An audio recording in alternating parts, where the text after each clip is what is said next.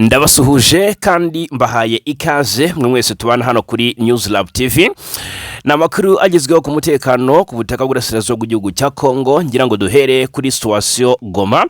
Akakanya muri uyu mujyi wa Goma igikuba cyongeye gucika mu mitima y'abaturage nyuma y'ibyo biyumviye n'amatwi yabo mu gicuku cyo kuri uyu munsi wo ku wa mbere, ni ku mwijoro ryo kuri iki cyumweru rushyira kuri uyu wa mbere tariki 16 mu Werurwe 2026. Amakuru avuga ko muri uyu mujyi hongeye kumvikana ibiturika by'amasasu.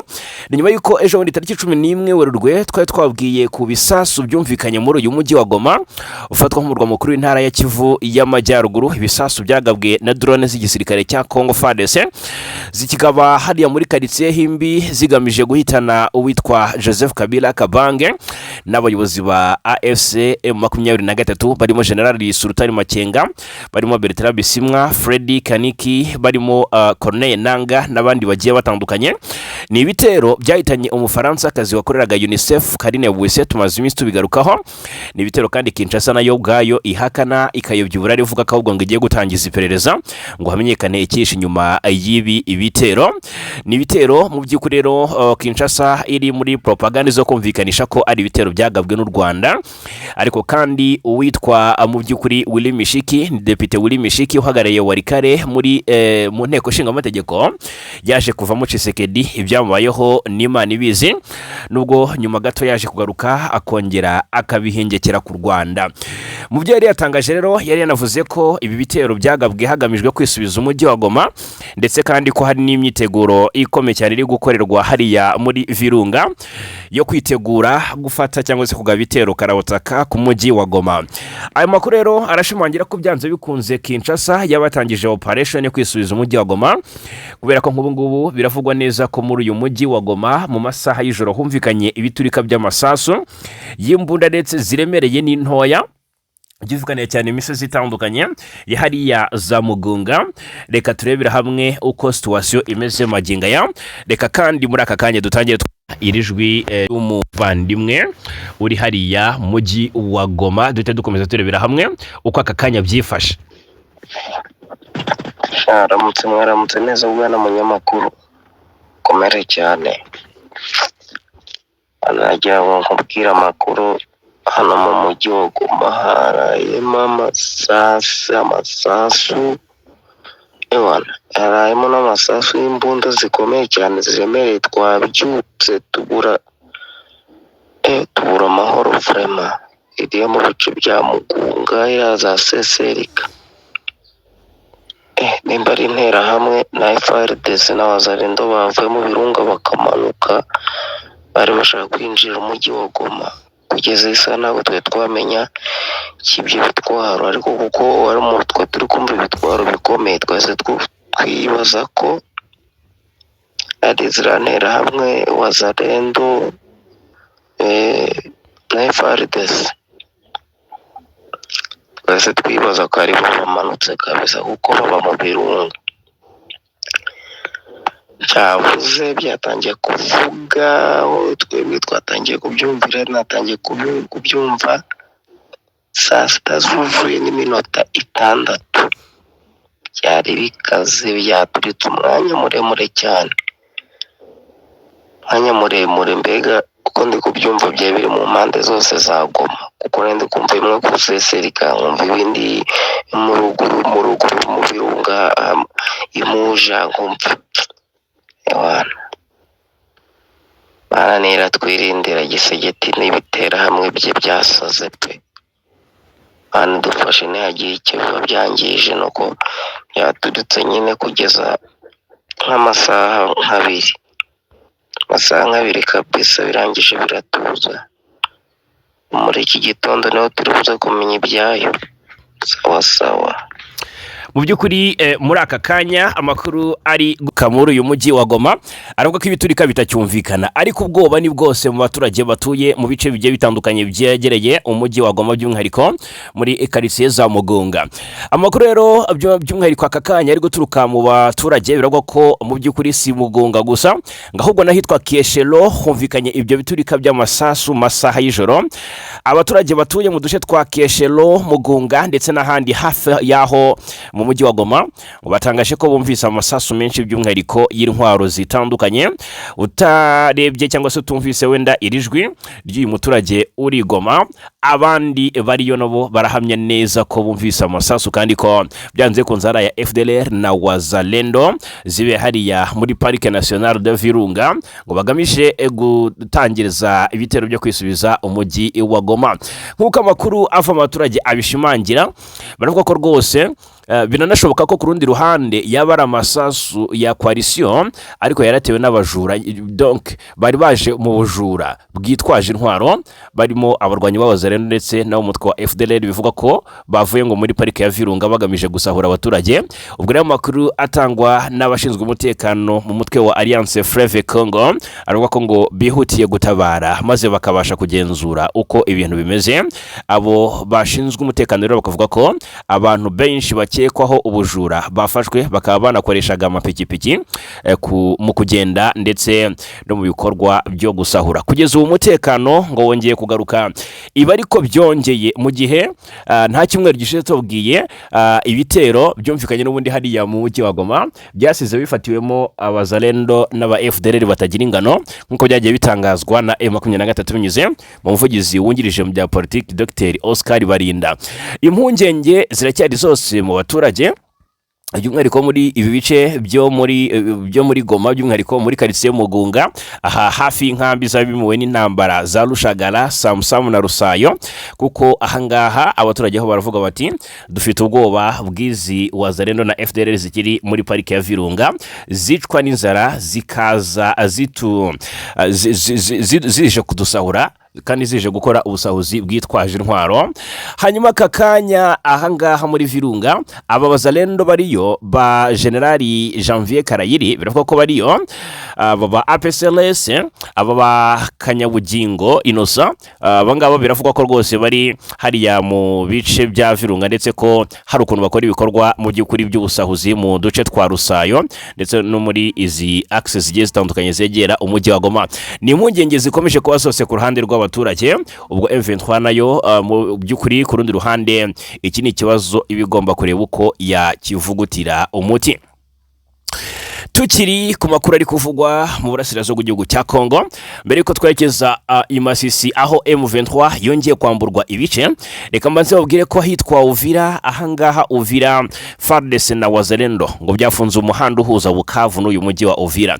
Ingabo za Kongo n'ihuriro ry'imitwe ya Wazalendo byafunze uyu muhanda uhuza umujyi wa Bukavu na Uvira muri Kivu y'Amajyepfo. Uyu muhanda wafunzwe nk'uko amakuru abigaragaza n'umuhanda route nationale nimero 5, umuhanda principal, route principal usanzwe wifashishwa mu bikorwa by'ubwikorezi, gutwara abantu n'ubucuruzi bihuza abatuye mu bice bya teritwari ya Uvira biherereye mu kibaya cya Rusizi. Mu gitondo rero cyo kuri 15 Werurwe abacuruzi bavaga muri centre ya Runingu berekeza Sange basubijwe inyuma n'ingabo za Congo FARDC ndetse na Wazalendo. Radio Maendeleo yatangaje ko hari abagenzi bavaga i Bukavu berekeza mu bice byo mu kibaya cya Rusizi cyangwa se muri uriya mujyi wa Uvira, ariko bose bafungirwa inzira bakusanyiriza mu centre ya Sange ni mu gihe bari bategereje igisubizo. Nyuma y'umwanya munini abaturage bari mu rujijo bamenyeshejwe ko ngo nta modoka, moto cyangwa abagenda n'amaguru bemerewe kujya mu mujyi wa Uvira baturutse mu bice bigenzurwa na Alliance Fleuve Congo M23. Uyu muhanda rero wakoreraga neza kuva mu ntangiro z'Ukuboza 2025 kugeza muri Mutarama 2026, ubwo AFC M23 agenzuraga ibice byinshi cyangwa se byose byo mu kibaya cya Rusizi birimo n'umujyi wa Uvira baje kurekura. Kuva M23 rero ivuye mu mujyi wa Uvira hagati muri Mutarama uyu mwaka, urujya n'uruza rwaragabanyutse cyane muri uyu muhanda bitewe nuko abakora ingendo ndende banyura mu bice bigenzurwa n'impande zihanganye. Ingabo za leta ya Congo FARDC na Wazalendo biragaragaza ko byafashe iki cyemezo mu rwego rwo kubungabunga umutekano mu bice bigenzurwa, ariko kandi abaturage ntibabyumva kuko basaba ko uburinzi bwakazwa aho kubavutsa amahirwe y'imibereho yabo ya buri munsi. Ahangaha rero muri teritwari ya Uvira nicyo twavuga, turanihuta cyane tugaruke muri no Kivu gato. Muri iyi ntara Kivu y'Amajyaruguru amakuru aturukayo na amakuru akomeye cyane. Icyitwa imirwano karabutaka hano muri teritwari ya Masisi niyo nkuru igezweho iri kubica bigacika hagati y'impande zihanganye. Isasu riri kuvuza ubuhuha. Umudugudu wa Malemo kuva kwa gatandatu wakomeje kumvikanamo imirwano ikomeye y'imbunda ziremereye ndetse n'izoroheje. Aha ni muri Bashali Mukoto muri teritwari ya Masisi. Ni ibice rero bivuga ko birangiye M23 inirukanywemo. Amakuru akavuga ko barwaniye Malemo ndetse abasirikare batagira ingano baza kwasiga ubuzima. Imirwano yabereye Malemo yaje kurikira yabaye ahitwa Kashuga kuwa kane w'icyumweru gishize ndetse no kuwa gatanu. Amakuru akavuga ko ibice bya Kalembe umutekano uhagaze nabi, k'impungenge mu baturage zikomeje kuba zose ndetse ko rwose ibintu bishobora kuza kurushaho kuba bibi cyane no kuzamba. Uyu mudugudu wa Malemo rero byaje kurangira akakanya ruko ko rwose wafashwe na Wazalendo nyuma yo kwesurana na M23 muri iyi groupement ya Bashali Mukoto ni muri Masisi. Rero uyu wafashwe ngo n'abarwanyi ba Wazalendo ndetse rwose nyuma yuko barwanye ku munsi wa gatandatu ku cyumweru kuri wa mbere uvuga ko ngo full control ya Malemo ifitwe na Wazalendo. Amakuru atangwa n'abayobozi gakondo ndetse n'inzego z'umutekano zo muri ako gace arabishimangira. Ibirwano rero biravuga ko yaguyemo abatagira ingano batatangajwe umubare. Amakuru kandi akavuga ko muri aka kanya Abazalendo birukanye M23 ihungira mu bice bya kure. Uba abari hafi bari Minjenje, abari hafi bari mu bice bya Meti ndetse ahari muri groupement ya Kisimba muri teritwari ya Warikare. Mw'abantu mwe Wazalendo kwisubiza aka gace ka Malemo mu by'ukuri bifite akamaro kanini mu by'umutekano kuko ngo mu by'ukuri byahagaritse umuhanda uhuza Kalembe na Meti. Aka gace ka Meti gafatwa nk'imwe mu nkingi zikomeye ndetse n'ahantu h'ingenzi ha M23 ikoresha mu bikorwa byayo hafi y'umujyi wa Pinga. Na gace yishigikirije mu kuzifashisha kugira ngo yerekeze mu bice bya Pinga ya Warikare. Ni imirwano yari ikomeye cyane yumvikanye mu biturika, ibisasu biremere ndetse n'ibyoroheje. Mw'abantu mwe ibintu birabibyuya ku ruhande rwa M23. Igisirikare cya Kongo ngo kisize insenda Wazalendo ngo zari amavubi ziri kugerageza gukubita M23 izakabwana muri izi axis muri Warikare na Masisi.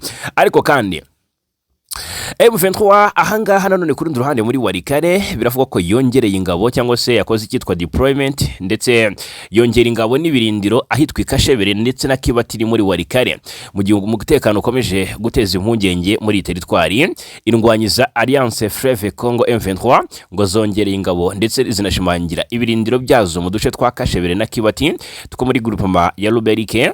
Rero amakuru atangwa n'abaturage bo muri ako gace aravuga ko mu ijoro ryo kuri iki cyumweru tariki 15 Werurwe rishyira kuri wa mbere tariki 16 imodoka nini cyangwa se izwi nk'ikamyo ngo zizwi nk'amakamyo zatwaye abasirikare n'amasasu zageze Ikashebere.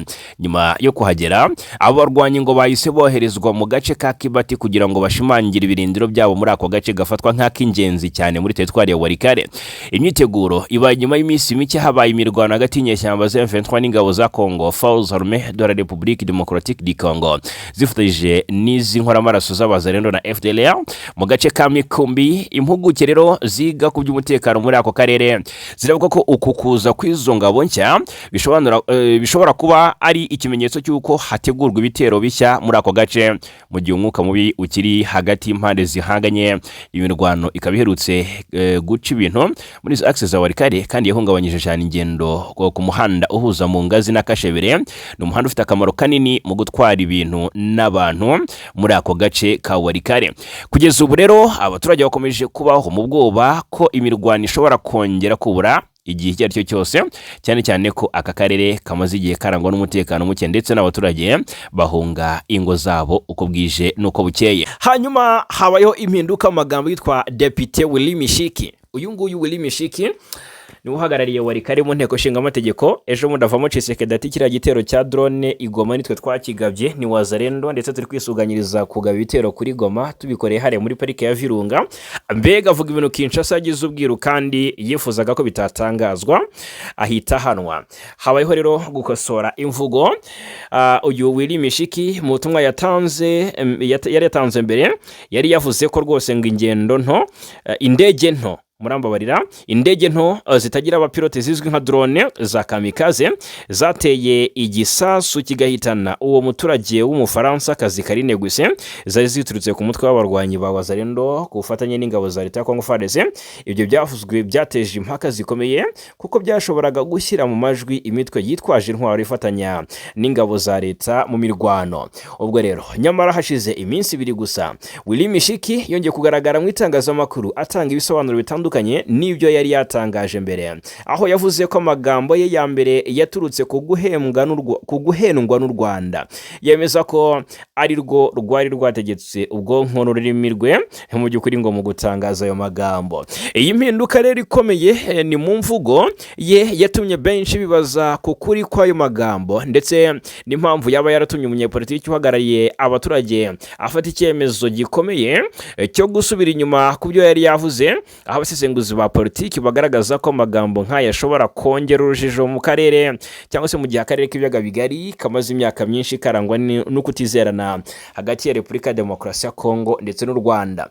Uburasirazuba bwa Kongo rero burimo intambara nyinshi.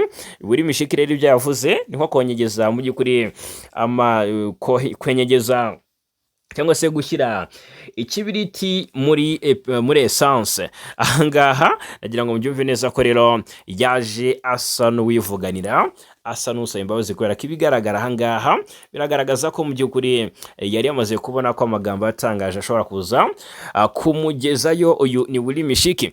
Hanyuma tugarutse mu burasirazuba bwa Kongo kandi ku makuru y'umutekano, reka tunyarukira hitwa Ituri, naho turebera hamwe uko situation imeze bavandimwe. Ahangaha Ituri ndagira ngo mbabwire neza ko FARDC ngo atezwe igico igitegwa n'abarimo umutwe wa ugendera ku mahame ya Islam.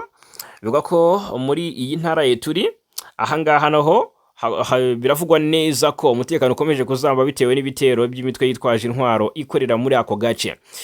Kuwa gatandatu nibwo byari masaha nyuma ya saa sita, convoy y'ingabo za leta ya Congo FARDC yatezwe igico n'abantu bitwaje intwaro mu gace ka nahitwa ngo ni Badengaido, ni kari muri chefferie ya Bombo muri teritwari ya Mambasa. Noneho amakuru angeraho ava mu baturage ndetse no mu nzego z'umutekano muri ako gace aravuga ko iki gitero cyatunguranye, aho abarwanyi bataramenyekana neza bateye iyo convoy mu gihe yari mu bikorwa byo kugenzura umutekano muri ako karere. Icyo gitero cyaguyemo abasirikare ba FARDC babarirwa mu mirongo, barimo n'umusirikare ufite ipeti rya kapiteni, mu gihe abandi basirikare benshi bakomerekejwe bikomeye. Ubwo rero iki gitero kikaba kibaye nyuma y'iminsi 4 gusa abaturage batuye muri utu duce twa Mambasa bari mu bwoba bukomeye. Amakuru atandukanye rero akavuga ko muri iyo minsi ishize abantu bitwaje intwaro babonywe bari kwambuka uruzi rwa Ituri berekeza muri ako karere, bikekwa ko bari bafite umugambi wo kuhigarurira. Ahangaha muri Ituri havuzwe byinshi bitandukanye. Hanavuzwe igitero cyahitanye abantu benshi, intwaro nyinshi za FARDC ziranyagwa. Mw'abantu mwe urebye ukuntu amafoto yatugeza agaragaza ukuntu ibintu byari byifashe, umudugudu wagiye urashyura kongoka. Ni mu burasirazuba bwa Kongo naho aho ibikorwa by'imitwe yitwaje intwaro, aho umutwe w'iterabwoba IS cyangwa se Islamic State wigambye igitero gikomeye kibasiye abakozi ba sosiyete y'abashinwa icuruza zahabu mu ntara ya Ituri ndetse n'ingabo za leta zari zishinzwe kubarindira umutekano.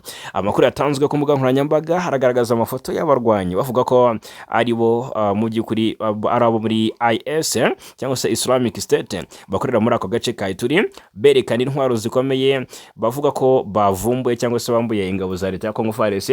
Nyuma y'iki gitero rero ayo mafoto agaragaza kandi imodoka n'ibikoresho byinshi byakoreshwaga n'abakozi b'abashinwa byatwitswe, harimo imbunda z'amoko menshi. Rero kugeza ubu ubuyobozi bwa Repubulika ya Demokarasi ya Kongo ntiburagira icyo butangaza ku mugaragaro ku bijyanye n'iki gitero, ndetse n'igisirikare cy'iki gihugu FARDC ntikiragira mu by'ukuri icyo gitangaza ku byatangajwe n'uyu mutwe w'iterabwoba nk'uko amakuru abivuga. Turakomeza kugenda tubakurikiranira 5 kuri 5 byinshi kuri aya makuru. Tugarutse muri axe za Masisi, ahangaha rero ni muri no Kivu, muri teritwari ya Masisi, muri Kivu y'amajyaruguru. haravugwa amakuru akomeye cyane, ubwo ariko kandi n'ay'Igoma nayo ntiturayasoza. Masisi rero ntabwo natindayo, rero ko nyuma y'uko habaye imirwano ku wa gatandatu ndetse no mu gitondo cyo ku cyumweru ahitwa Imalemo ni muri Bashari Mukoto hagati ya Wazalendo na M23, bararwanye cyane ruburagica birangira mu by'ukuri buri ruhande rutesekeye ku mirongo y'urugamba. Ahangaha rero ni muri teritwari ya Masisi mu ntara Kivu y'Amajyaruguru ku murongo wa Kalembe Mpeti. Amakuru atangwa n'abaturage baho aravuga ko imirwano yatangiye agana saa 11 za mu gitondo, aho ubwo abarwanyi ba Wazalendo batangizaga igitero ku myanya yari ifitwe n'inyeshyamba muri ako gace. Kuva icyo gihe rero urusaku rw'imbunda nini nto rwumvikana mu bice bikikije aho imirwano yakomeje kubera. Ibi byateye ubwoba bukomeye mu baturage bo mu midugudu iri hafi aho, benshi muri bo rero bakaba bari kwihisha mu mazu yabo batinya ko imirwano yakomeza gukomera. Iyi mirwano rero mishya ikaba ibaye amasaha 24 gusa nyuma y'indi yabereye Ikashuga muri ako gace ka Bashari Mukoto. Aha naho rero abarwanyi ba Wazalendo bari bagabye igitero ku birindiro by'inyeshyamba za AFC M23. Rero ukukurikirana kw'ibi bitero bikaba bisa n'ibyiyongereye ku gitutu cyangwa se n'ibyongereye igitutu ku myanya y'inyeshyamba ziri muri ako gace ka Masisi, aho kugeza kuri ubu rero amakuru avuga ko ku manywa yo ku munsi wo kwa gatandatu ibintu byari bikiri bibi cyane, ndetse no ku cyumweru mu gitondo ahangaha muri axe za Kalembe no hafi yaho gato imirwano yari ikomeje kuhabera, ndetse yari imirwano ikomeye cyane yakomeje kwesurana cyangwa se yakomeje guhuza impande zihanganye, aho zakomeje kwesurana mu buryo bukomeye. Hanyuma reka tugaruke no ku yandi makuru. Ndagira ngo mbabwire ko buri makuru yose twavuze ahangaha mu buryo buvunaguye tugomba kuyarambura 5 kuri 5 kandi ibintu bikagenda neza cyane. Ibibazo bya Kinshasa bigerekwa kuri Kigali, tumaze iminsi tubivuga. U Rwanda ruhakana ko rwose ari rwo nyirabayazana ikibazo cy'umutekano mu burasirazuba bwa Kongo, aho hari ibihugu bibogamira kuri Kinshasa bakavuga biti u Rwanda ruhisemo gukura ingabo ku butaka bw'uburasirazuba bwa Kongo, umutekano mu karere waboneka. U Rwanda rero rubihekana kenshi, ariko rugashinja Kinshasa gukorana na FDLR, ruvuga ruti Kinshasa yagaritse gukorana n'uyu mutwe w'abajenosideri wa FDLR. U Rwanda rwakuraho narwo ingamba z'ubwirinzi rwashyize ku mipaka.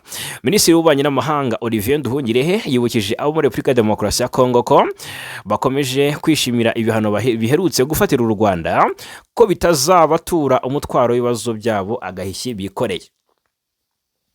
Ni ubutumwa Minisitiri Nduhungirehe yatanze kuri 15 Werurwe 2026 asubiza Minisitiri wa Repubulika ya Demokarasi ya Kongo ushinzwe ubucuruzi bwo hanze yitwa Julien Paluku Kahonja.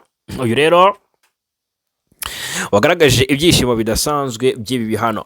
Mu ntangiriro za Werurwe nibwo Leta Zunze Ubumwe za Amerika zafatiye abayobozi bakuru mu ngabo z'u Rwanda n'igisirikare cyarwo ibihano, zirushinja ubufatanye n'umutwe wa M23, ibintu rwamaganye kuva kera. Guverinoma y'u Rwanda rero icyo gihe yatangaje ko ibyo bihano bidashingiye kuri cyangwa se kukuri kwibiba mu ntambara imaze imyaka mu burasirazuba bwa Repubulika ya Demokarasi ya Kongo. Itangazo u Rwanda rwasohoye ku ya 2 Werurwe rigira riti ibihano byashyizweho na Leta Zunze Ubumwe za Amerika uyu munsi bireba gusa uruhande rumwe mu buryo budafite ishingiro, bihabanye n'ukuri ndetse binyuranye n'ibibera mu ntara yo mu burasirazuba bwa Repubulika ya Demokarasi ya Kongo. Ni ibihano abo muri Repubulika ya Demokarasi ya Kongo bishimiye cyane, gusa Minisitiri Nduhungirehe abibutsa ko bitazaba umuti ku bibazo bimaze imyaka byarazonze igihugu cyabo. Ati mu by'ukuri kubera ibihano Amerika yafatiye umuturanyi u Rwanda, mu by'ukuri biragaragaza ko cyangwa se biragaragara ko ibibazo byose bya ruswa byazahaje Kongo, gusahura umutungo kamere muri Katanga n'uwa Lualaba bikozwe n'umuryango wa Tshisekedi, gukomereza ku mitwe yitwaje intwaro 250 igena imitegekere mu burasirazuba ndetse no mu burengerazuba bw'igihugu, kugeza ku gisirikare kidashoboye ndetse cyamunzwe na ruswa bizakemuka. Minisitiri Nduhungirehe mu buryo buninura Paluku yakomeje agira ati ibihano byafatiwe u Rwanda bizafasha ku bibazo by'ibura ry'imihanda n'ibindi bikorwa remezo by'ibanze n'ibyibura ry'inzego z'ubuyobozi zikora nibikora imvugo z'urwango ndetse no gutoteza abanyekongo bo mu bwoko bw'abatutsi byose bizahita bikendera mu buryo budasanzwe. Kongo yakunze kwirengagiza gukemura ibibazo muzi biyiteza intambara zidashira, ahubwo umugogoro wayo ikawushyira ku bindi bihugu birimo u Rwanda, igaragaza ko ari byo nyirabayazana. Icyakora inshuro nyinshi abahanga mu bya politike bagaragaza ko icyashegeshe Kongo ari ubuyobozi bwihunza inshingano, aho gukorera abaturage bukabafasha kwica bagenzi babo no kubagirira nabi, ari nako bwiba umutungo wabo. Nko mu ntangiriro z'umwaka ushize, amashyirahamwe y'abacukuzi b'amabuye y'agaciro, amahuriro y'abacuruzi ndetse na za sosiyete sivile yashinja abo mu muryango wa Tshisekedi Felix wa Repubulika ya Demokarasi ya Kongo gusahura umutungo kamere muri Grand Katanga. Bagaragaje ko ikibazo cyo gusahura amabuye y'agaciro muri Grand Katanga cyatangiye muri 2015 gifata intera ikomeye kuva mu mwaka wa 2019 ubwo Tshisekedi yajyaga ku butegetsi. Umwe muri bo rero yagaragaje ko abasirikare ndetse n'abo mu zindi nzego zishinzwe umutekano birirwa bahiga abantu bagerageza kugaragaza iki kibazo mu buryo bushimangira ko abantu bakomeye bafite inyungu bwite mu birombe byo mu ntara zigize Grand Katanga. Icyo gihe umuyobozi w'ishyirahamwe ry'ubucukuzi bw'amabuye y'agaciro ryo mu ntara ya Lualaba yatangaje ko yambuwe ikirombe cye n'umuvandimwe wa Perezida Tshisekedi witwa Christian Tshisekedi. Iyi rero ni inkuru ya Jarisi Umusiga ishinja abo mu muryango wa Tshisekedi ko banambura cyangwa se banambura mu by'ukuri abantu imitungo yabo bakoresheje ingufu ndetse n'agahato. Ati kuva muri 2019 ibintu byabaye bibi cyane. Katanga yabaye isanduku y'amafaranga y'umuryango wa Perezida Tshisekedi ukura umutungo muri izi ntara, cyane cyane muri Lualaba, nyamara ntacyo ushorayo. Ibibazo rero byose byiyongera ku bindi birimo ubukene bukabije bw'abaturage batuye mu gihugu kandi kiri mu bya mbere ku isi bifite umutungo kamere. Ibibazo by'umutekano muke mu burasirazuba bwa Repubulika ya Demokarasi ya Kongo bigaragazwa n'imitwe yitwaje intwari isaga 250 n'izindi ngabo zitandukanye. Inkambi z'impunzi zakwirakwiye imbere mu gihugu ahantu hatandukanye batazi ubuyobozi, ndetse yewe n'imiryango ibihumbi n'ibihumbi yabagira neza. Hanyuma rero ariko ibindi bibazo biremereye iki gihugu gihura nabyo kuva cyabona ubwigenge harimo ivanguramoko n'ihezwa rikorerwa ubwoko butandukanye muri Kivu ya ruguru n'iy'amajyepfo. Kuva mu mwaka w'1996 haba ihohoterwa rikorerwa abo mu bwoko bw'abatutsi bikozwe n'imitwe yitwaje intwaro ishyigikiwe na leta ndetse na FDLR igizwe n'abasize bakoze jenoside yakorewe abatutsi mu Rwanda muri Mata 1994. Ubwo rero abahanga mu bya politike bagaragaza ko kubera kutagira ubumenyi mu miyoborere ndetse n'icyerekezo, ubu Perezida Tshisekedi yahisemo inzira y'imvururu ngo akomeze guhindura ubutegetsi. Yes, hanyuma reka nze mbabwire n'andi makuru agezweho mu karere k'ibyaga bigari mw'abantu mwe. Ibintu ntabwo byoroshye naka na gato. Ubwo rero reka mbabwire ko muri aka karere, reka duhere mu gihugu cy'abaturanyi cya Uganda. Yitwa General Muhoozi Kainerugaba, ni umugaba mukuru w'ingabo za Uganda, akaba n'umujyanama Perezida Yoweri Kaguta Museveni mu by'umutekano, ndetse yewe ni n'umuhungu we birumvikana.